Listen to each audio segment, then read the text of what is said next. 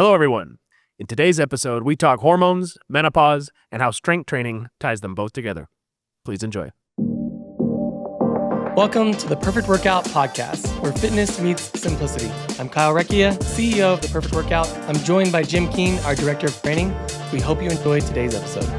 All right, welcome back, everybody. Hey, Jim. What's up? How's it going? I feel great. Yeah? I feel great. Welcome to Colorado. Yeah, we made it up here. I know, it's Beautiful. exciting. We've been recording a lot of these in Austin, which is awesome. It's June. Austin's too hot. It's a little warm. Yeah. It's a little warm. And we got some exciting stuff going on up here in Colorado. Our Denver region, got some cool studios doing some really big things. Yeah, Denver's doing great. Yeah, it's cool to be out here. So yeah, it's exciting. So we're going to kick this episode off today talking about a common question we're getting right now, which is hormones. How does exercise impact hormones? What hormones does it impact? Is it impacting it in a good way, a negative way? And so maybe we start there and we can go a little deeper into some specific stages like menopause, stuff like that. Awesome. Well, the first thing is to understand that hormones are chemical messengers that travel throughout the body, and they then have their effects on whatever the target cell is. And all of your tissues have receptor sites on their cell membranes that identify and connect with different hormones as they travel through the blood. Next thing you should know is that they are released in pulsatile fashion.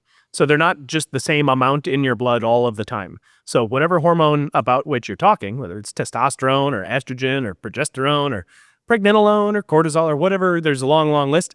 Those are all released by glands in the body at different times for different reasons. And this all functions on like a 24-hour circadian cycle, but there's also other things that you can do to influence the amount that is produced and the timing that's produced. So where it comes to exercise, especially high quality, concentrated contractions of muscle, that causes a series of events. Like, you ever play the game Mousetrap? Yeah. When you're a kid? Yeah. So this hits that and that flings this and the ball does this. This is a little bit like that, where you have a workout and the target muscles contract forcefully in a safe way. And then depending on whether you're a man or a woman, you'll have a testosterone rise, or your receptor sites will become more sensitive. Or we had a question earlier about cortisol, and it's the stress hormone. Cortisol bad. That's usually the message that people get. But cortisol not bad. Cortisol is only bad when it's chronically elevated. It's like the book Why Zebras Don't Get Ulcers.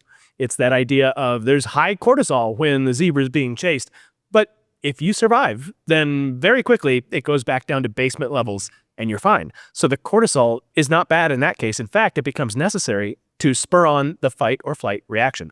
Another common release of cortisol is in the mornings.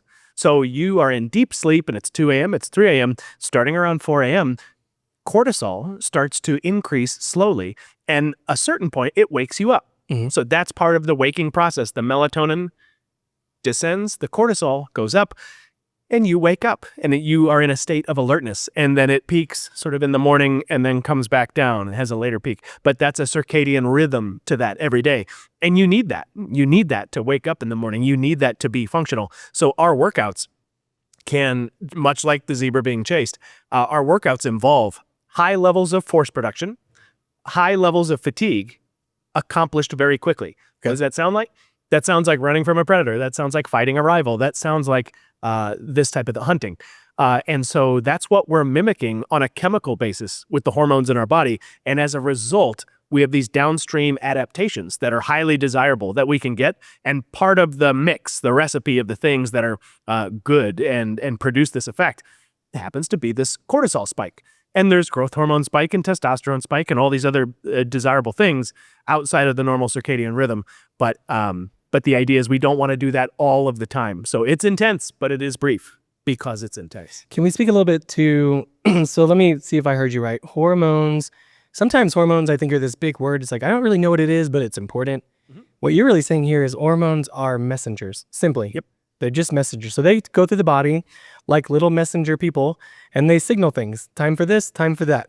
So the good example you gave, cortisol is this messenger that has a really bad rap, but we really need cortisol, especially when it comes to stuff we talked about in a prior episode, sleep, circadian rhythm, that kind of stuff. Right. So there's these messengers, they're going around. We want them when they're necessary. Right.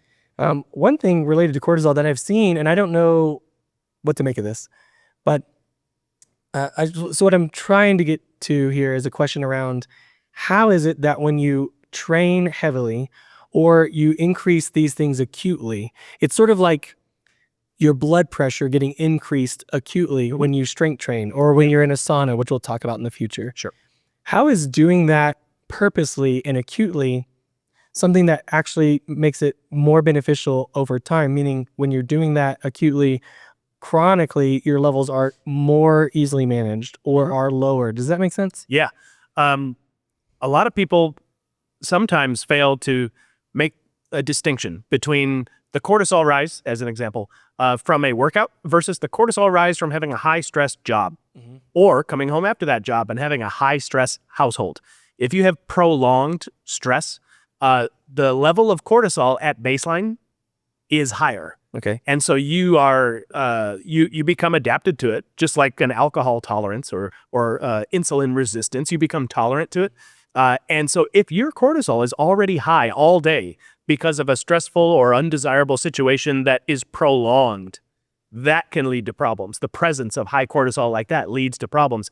And you never get those top end levels like you would in a workout. You just have this nagging, undesirable but persistent high cortisol. Compare that to the person who has great home life, nice job without a lot of stress, and then purposely under his or her own control spikes their cortisol so that there's this massive rush when you are contracting with maximum force or at maximum levels of fatigue. That cortisol, that then when you're done instantly drops to the floor. That's beneficial. So that gives your body, and we talked about the receptor sites on all of your cells. Literally what happens is the molecule, the messenger, docks to the cell membrane and has instructions. Hey, I need you to build this protein. And then the message gets sent to the nucleus, and then that new protein is produced and travels, leaves the cell, and goes into the bloodstream. So that whole process is large and in charge. It is of a great magnitude when you spike the cortisol. But when you just raise the cortisol and keep it there because you have the stress that never ends, that's when you become resistant to the message that the cortisol is trying to tell. So you're really training your body. All these things are happening when you strength train. It's sort of that acute stressors that train your body to release these things and to put these things at the right level so that when you're going throughout the rest of your life, the management of these messengers, the management of the receptors are working more correctly and are just more open to the messages. Yeah. Because they haven't been sort of chronically numb to the static. Yep. And we're talking about a lot of these messengers, testosterone, estrogen, etc. Yep. You're keeping those things sensitive enough so that they can do their job when it comes to just day-to-day life, whether it's stress, managing anxiety, sleep, cycles for women. And speaking of, another thing that's really, really, you can't talk about hormones without talking about menopause. Yeah. We have a lot of members, right, that come to us specifically because they're in the middle of menopause or they're getting into menopause and they've been told they should strength train. We also have lots of people, I know some personally, that avoid strength training and exercise during menopause because it's more challenging due to the fact that these hormones are sort of all over the place. And so they feel more fatigued, more tired, more irritable. Why would I get up and go force myself to strength train? Wonder if you can speak a little bit to the benefits of strength training, through menopause. Yeah, I'd say it's very similar to, at the very least, excuse me, when somebody has arthritis. Should I strength train with arthritis? And you go, well, strength training won't fix your arthritis, but I'd rather have arthritis with very, very strong muscles being functional than arthritis and being weak. Strength is never a weakness. Weakness is never strength. So same thing with menopause. The first thing is that even if you still have the symptoms of menopause, wouldn't you rather have those symptoms while being stronger, while being fitter, while being more metabolically capable? And the answer for most people would be yes. The second thing is it's a little bit of a use it or lose it, where, well, I'm having some symptoms of menopause. I don't feel like I should take up strength training right now. I'll go do this other type of exercise. The reason that is a little bit misguided is because any type of exercise has the effects that it does have based on the contraction of muscle against resistance. And whether you're doing Pilates or using elastic bands or going for a jog or whatever it is, any benefit that is derived from downstream effects of contraction with muscle. So you buy into the principle, you're doing Pilates or you're doing yoga, or you're doing whatever. So I know that that contraction with muscle is good for you. Right.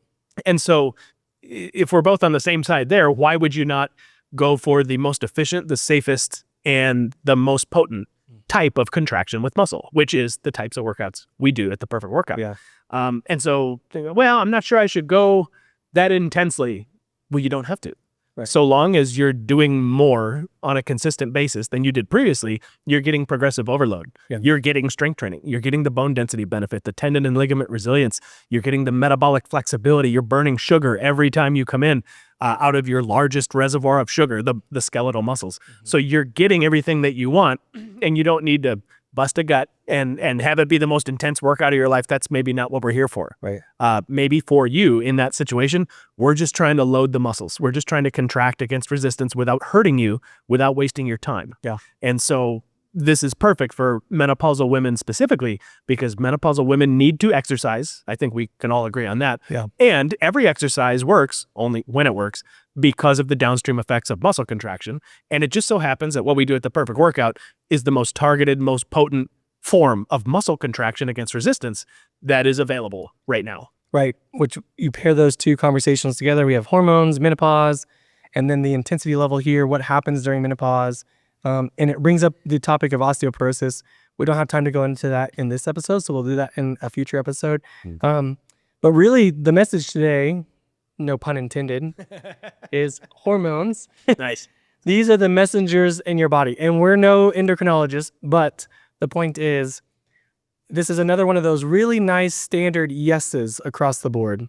When it comes to hormone management, specifically in challenging times like menopause, strength training is a benefit to managing those messengers, to managing the timing and the sensitivity to those messengers, how they interact with each other, including things like sleep. But the gambit, is why when it comes to managing your hormones, sleep being the most potent thing, Yep. Proper nutrition, proper hydration, Yep. things like other ways of managing your stress. But heavy strength training would be at the top of that list too. So Yep. This is a bullet in the belt, so to speak, that you need to use when it comes to managing your hormones. And when you're in times of hormone disruption, taking this strategy off of the table is not a good idea. Right. Yeah. Cool. Look at that. We solved it. Yeah, we did good. In Colorado, talking about hormones after some good sleep. See? Crushing it. We can go home after this. That's right.